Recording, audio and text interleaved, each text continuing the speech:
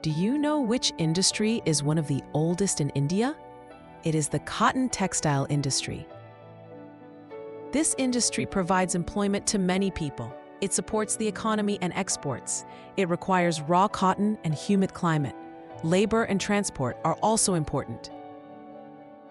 Mumbai had the first cotton mill. Ahmedabad is known as the Manchester of India. Other centers include Coimbatore and Kanpur. There are 3 sectors in this industry.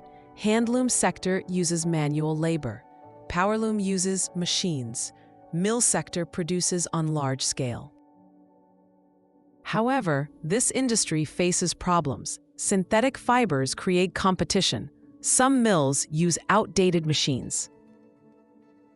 Cotton textile industry is important for India. It supports employment and development.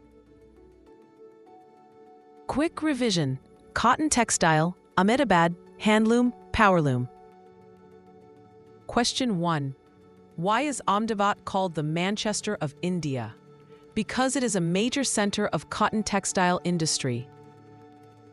Question 2. Name one sector of textile industry, handloom sector.